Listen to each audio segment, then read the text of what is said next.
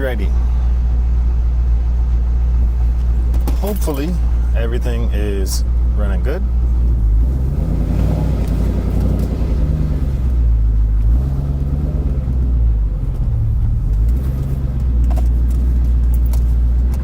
We can get some really good footage.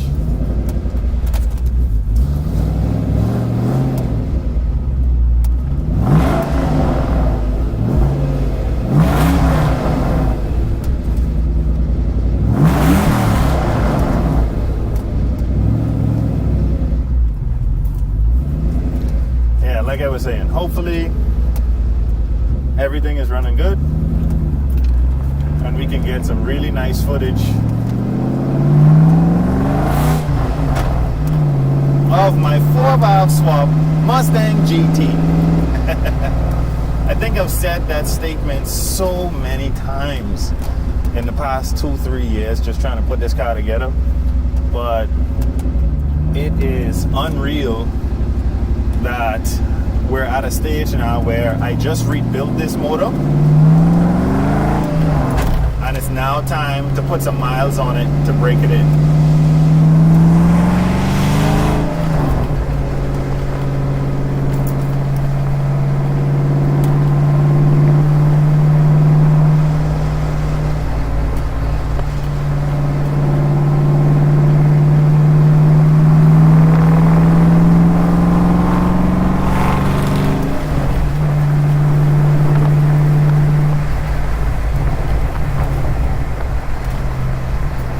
So the goal here for today is, like I said, to put some miles on it. I'm not going to take it above 4,000 RPM. What I'm actually going to do is try not to be so concerned about my second gear grinding and put some miles on this thing. So I'm hoping to get just above, right above about 100 miles on it. And we're going to do some varied driving, but like I said, we're not going to go above 4,000 RPM, and we're also not going to let it sit at 1 RPM the entire time. We're going to try to keep it running through the gears as much as possible.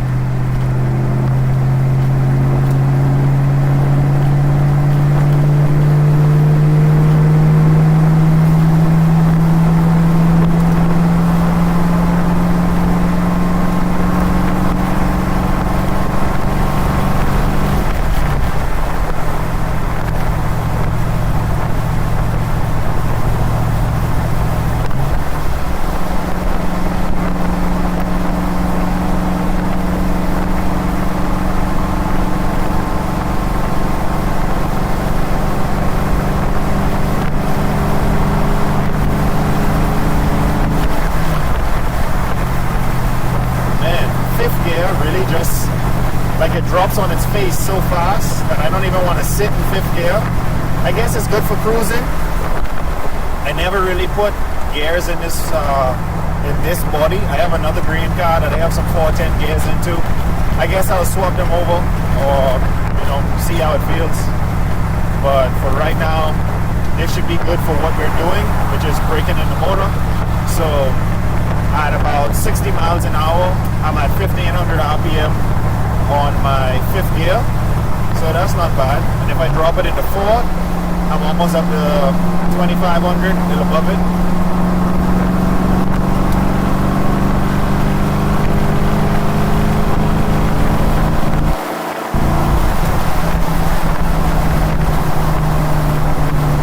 Oh man, this thing feels super good.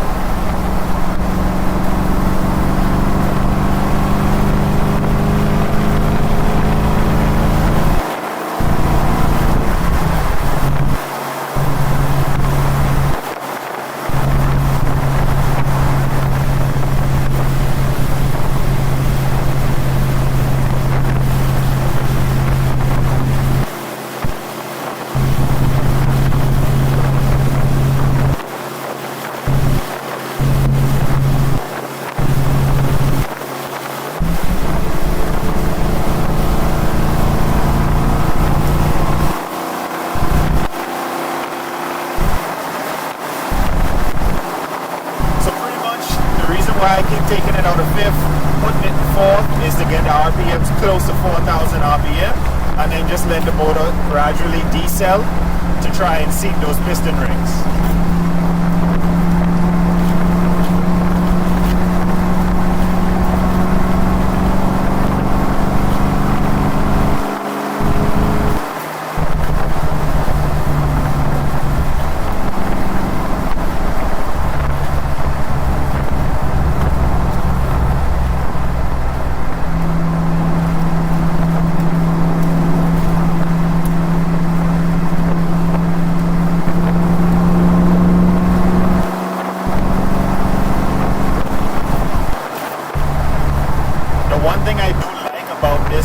Build is that I had the motor out the car so many times that I got to do a lot of cool stuff to it.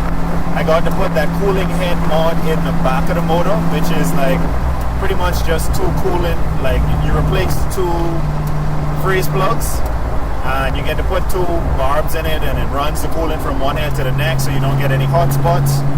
I also got to put in an MMR coolant crossover delete kit in the front of the motor, so this thing is running really cool.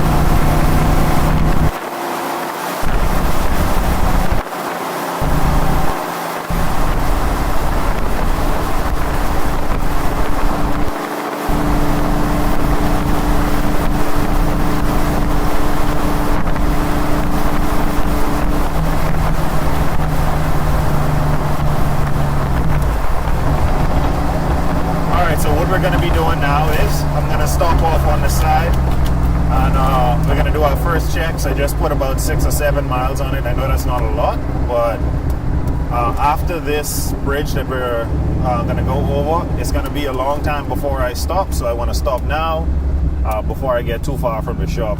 And I want to, like I said, pretty much just make sure we don't have any leaks and making sure that there's nothing going on with the motor.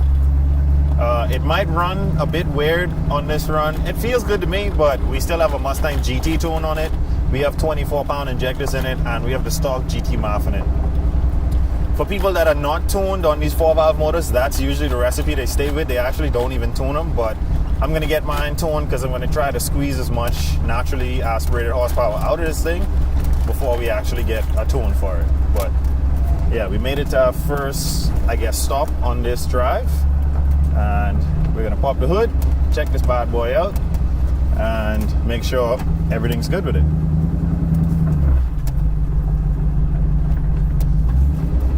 Hopefully I could get to burn out all of the oil, because the last time I messed the motor up, I set the rings wrong and there was oil going all through my motor, my exhaust. So hopefully I could burn all of that off today and hopefully seat these rings in the process. Man, the things you would do to get a good shot. Oh yeah, that's a good shot to me. Whew. All right, guys, this is by far like the most beautiful day. I don't know how, but the last time I did my first drive, it was just like this. It's like the elements just knew to calm down so that I could do this. But yeah, I just checked it. No oil leaks, no water leaks, no nothing. We're set to flicking ride this thing until we reach our mile goal, and we're good to go. But for right now, this thing is absolutely beautiful. I have no issues out of it. I'm having a bit of an issue with my lavalier mic because I'm recording it through my phone and I got it plugged in and all that stuff. It's like it's just as the wind hits it, it's like cutting in and out. It might be a cheap mic, I don't know. But for right now, I'm just gonna record some clips, probably put some music over it, and hopefully you guys enjoy that. When I make my next stop, I'll show you guys how much miles I have on it and pretty much give you a rundown on how this thing has been driving. For right now though, this thing is driving beautifully. I think I saw maybe like 1 or 2 clouds of like smoke behind me when I got into it, but like I said, there's still a lot of oil in this exhaust, and also the rings haven't been seated yet, so hopefully we get those seated today with this driving on it. So for right now, everything is running beautifully. The car and the engine perfectly working together, and let's continue this drive.